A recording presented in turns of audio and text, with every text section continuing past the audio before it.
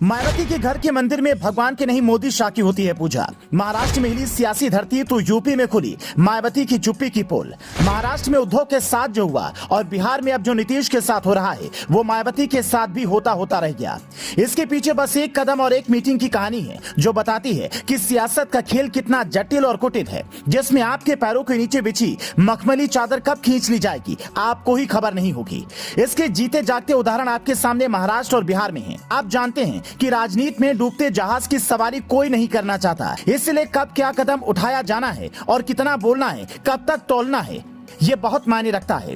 इसे ऐसे समझिए कि बिहार में चिराग पासवान ने गठबंधन तोड़ा, पार्टी टूट गई। महाराष्ट्र में शिवसेना ने गठबंधन तोड़ा और लक्ष्मण रेखा भी पार की। नतीजा ये हुआ कि सिर्फ पार्टी ही नहीं टूटी, सिंबल भी गया, पैसा भी गया, ऑफिस भी गया, नेता भी गए और उद्धव के पास क्या बचा? केवल ठाकरे सरनेम। यूपी में भी यही सब होने वाला था, जिसकी पटकथा लोकसभा चुनाव के दौरान लिखी जा रही थी। इस पटकथा का हिस्सा होने के बाद भी नीतीश और उद्धव ने कोई सबक नहीं लिया, लेकिन मायावती ने बात समझी और इकलौते नेता होने के बाद भी उनकी पार्टी खड़ी है। उत्तर प्रदेश में मायावती की चुप्पी और मोदी शाह की पूजा का मतलब समझिए और 2024 में रखकर तौलिए। 2019 में जब सपा बसपा का गठबंधन हुआ, सबको लगा सियासत बदलने वाली है। इस गठजोड़ से लगता भी कुछ वैसा ही था, लेकिन अंदर कुछ और ही चल रहा था। निशाना सिर्फ चुनाव नहीं था, जिसकी खबर मायावती को एक सीनियर लीडर से लगी। नतीजा ये हुआ कि चुनाव होते ही मायावती ने पहला काम अखिलेश से कन्नी काटने का किया।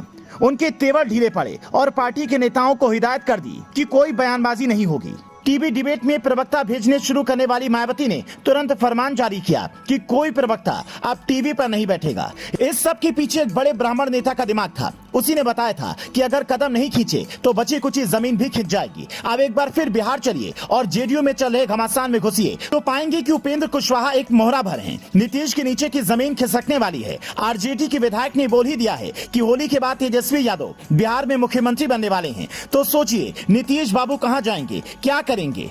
नहीं ऐसा ना हो कुछ दिन बाद गाते फिरे कि ना खुदा ही मिला ना विसाले सनम, ना यहाँ के रहे ना वहाँ के हम। एक वक्त था जब शिवसेना और जेडीयू दोनों बीजेपी के साथ थी। नीतीश और उद्धव दोनों को पता था कि यूपी में क्या चल रहा है। संदेश साफ था कि अलग चलना चाहते हैं तो शौक से चलिए, लेकिन कोई भी ऐसा बयान जो देश विरोधी लगे आपको मुश्किल में डाल सकता है। पर उद्धव ठाकरे को शायद ये बात समझ नहीं आई। उनके नेता ही नहीं, वो खुद भी बड़बोले बयान देते रहे जो राजनीति में कभी फिट नहीं बैठते। उद्धव से ज्यादा समझदार तो शिवपाल निकले, जिनका रुख कई बार सॉफ्ट लगता है और कई मुद्दों पर वो सरकार के साथ खड़े नजर आते हैं। आजम खां की मुश्किलों में भी एक हिस्सा बड़बोलेपन का है। अब नीतीश की बारी है। लगता है कि उनके सहयोगी ही उनकी जमीन खींच लेंगे और शुरुआत आरजेडी विधायक ने कर दी है।